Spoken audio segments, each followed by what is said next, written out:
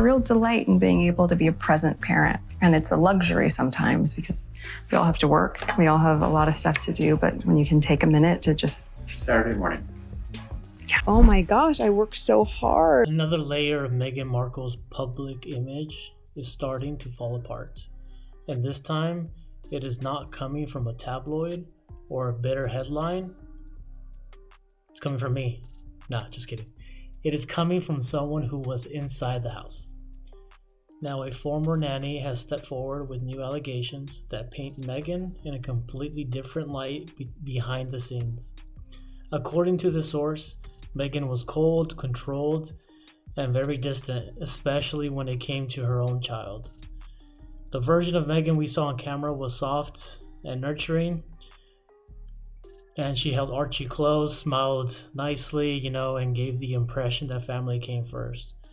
But what this nanny is claiming now is that completely contradicts, the entire image.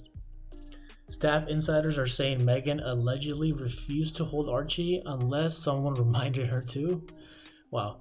And her parenting moments were reportedly treated like stage scenes. Each gesture looked warm on camera, but behind the curtain, it was all carefully managed.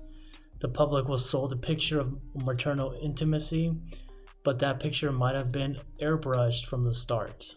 Now, the former nanny isn't sugarcoating anything. Her claims describe a household where emotional warmth felt like a performance. It's about an hour-long cab ride.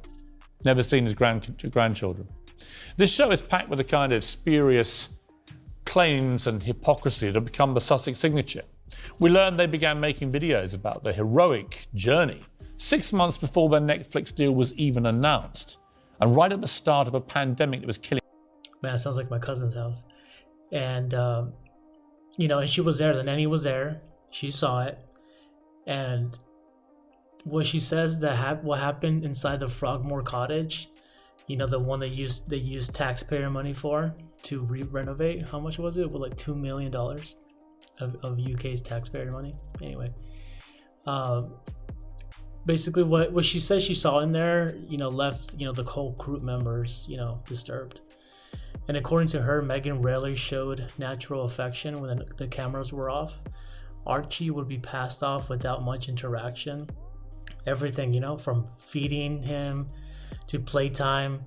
She said everything felt like it was just rehearsed, like there was a camera on her all the time. About to, if you excuse the massive book deals, the Silicon Valley startups, the preaching videos about well-being, the podcasts, the speeches, and the major network interviews with everyone from Oprah Winfrey to James Corden. But they've barely been seen or heard at all, have they? Well, on Thursday, they'll quietly and apologetically release their $100 million. And Meghan, the nanny claims, acted more like a spokesperson for motherhood than a mother herself. And the smiles were saved for the camera crew. Hugs only came when a photo op was involved. And when it came to spontaneous affection, the staff says there was none. To them, the child felt like a background actor in his own family story. Imagine that. It's crazy. And the nanny reportedly left not just because of the workload, but because the emotional tone of the household left her worried. She said the environment was more about protecting a brand than building a bond. She did not just walk away from a job, she walked away with concerns about a child being raised inside a system of constant image control. And now Meghan has built her post-royal brand around being a mother. It has been central to her interviews, her documentaries, and her public presence. She positioned herself as someone who gave up everything, including royal status, to protect her child. And that story did work. People did believe it. It made a lot of headlines, sold books, and helped her secure massive media deals. Except that narrator job she lost to Michelle Obama for the Nature docuseries.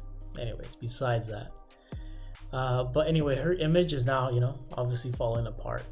And the allegations from the nanny introduce a version of Meghan that is emotionally detached. This woman is a born manipulator. The Netflix thing, she doesn't do the work. She don't make the jams. It's all made for her. What matters is what we have on the inside.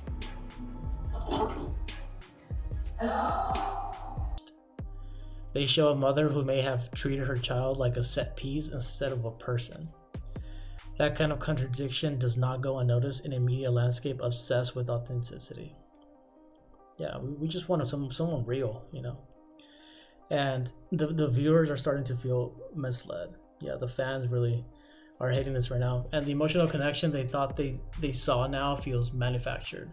And when the public feels manipulated, they do not respond with sympathy. They respond by stepping back. Now, the nanny is not the only one speaking up. Other staff members have reportedly started sharing their own accounts that match the tone of what she described. According to them, the household was controlled, scripted, and emotionally robotic. Man, for some reason, I can just picture that, you know? Before we even get to the main event, when the stakes are this high, doesn't it make more sense to hear our story from us? oh, shut up. What do you mean the stakes are this high? Who do you think you are? Other than a latte-munching imbecile. She talks like she's a one-woman band. That is not hard work. Hard work is get up in the morning, get to 7 o'clock, get into a factory or a shop and working for 10 hours on your feet, coming home knackered. That's not what happens to her. And still being a mom. That is Still not being a what happens to mom. her. And one source allegedly told a former colleague that every interaction with Archie felt like it was scheduled. There was no spontaneous play sessions, no burst of laughter. Every moment was part of a routine designed to appear perfect from the outside. These are not random accusations from bitter ex-employees. These are quiet, coordinated confirmations from people who spent real time inside the Sussex home. And they're not chasing fame or writing tell-alls. They're simply agreeing with what was already said. And that makes the claims much harder to dismiss. Now, Meghan's team has not been able to contain this. These stories are not coming from strangers, they're coming from inside the house. And when that happens, even the most polished PR machine starts to break down. And if you guys don't know yet, she did fire all her 4 members from her PR team. And kind of went into an agency now. She has an agency because they wanted to, in quote, make sure that she has a faster reach and a longer reach. So she wanted to be have the agency located not just in the UK but also in the US and Asia, all around the world, so they can respond accordingly to people who are interested in reaching out. But it doesn't seem like that. That's why it was. So Meghan Markle also did spend most of her years controlling how the public saw her. She shaped every headline, every documentary frame, and every quote to reflect a version of herself that was intentional and curated. Her motherhood image was always front and center. These new allegations from the former nanny are breaking that control. If Meghan really had to be reminded to interact with her own child, then the story does, kind of change. And the warm hands-on image she projected starts to look like a performance. If affection only happened during photo shoots or press moments, then this was not natural parenting. It was, content creation. She's an influencer who decided to have a child, basically. She's an influencer pretending to be a mother. And the branding built around motherhood starts to feel hollow. The idea that motherhood was the core of her identity starts to unravel. When your public image is based entirely on control, losing that control does become, it becomes the beginning of a collapse. And Meghan's image isn't being gently edited anymore. It's being rewritten by people who were in the room with her, and they're not using her script. The backlash is not coming from tabloids this time. It is showing up in the silence of her most loyal supporters. Meghan's fan communities used to respond immediately to every criticism. They pushed back, defended her, and reshaped the conversation in her favor, but this time they are not engaging. Accusation of coldness towards a child are harder to dismiss.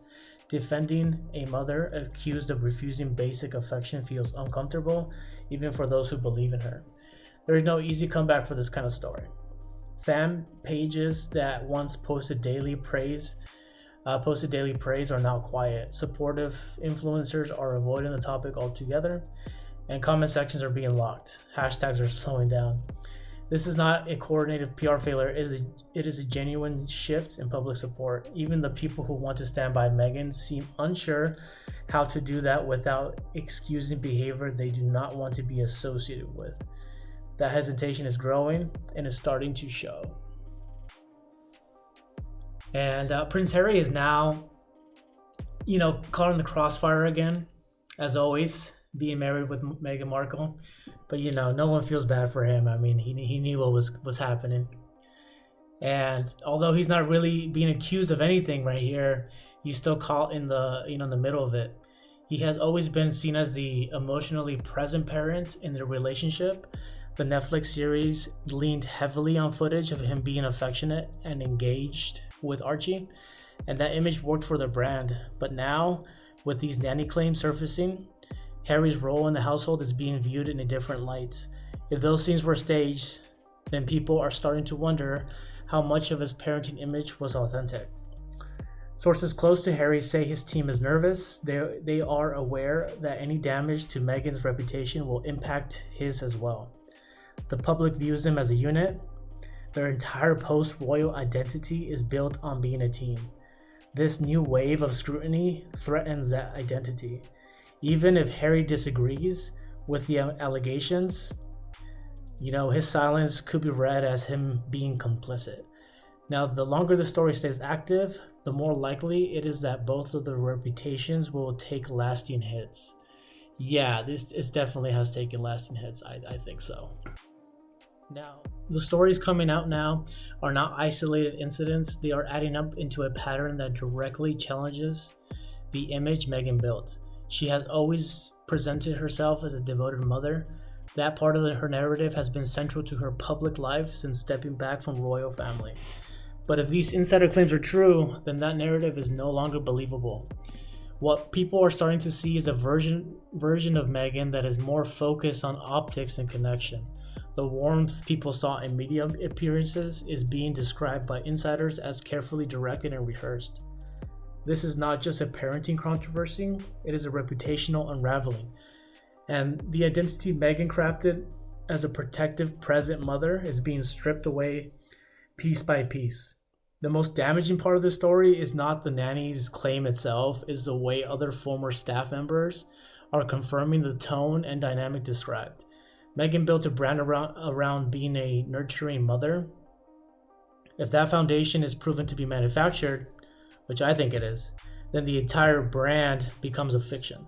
That kind of exposure does not go away. It stays, it spreads, and it permanently changes how someone is seen.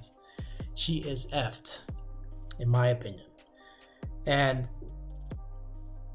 she's in the middle of a rebrand as well, but I think she's in the beginning of a collapse.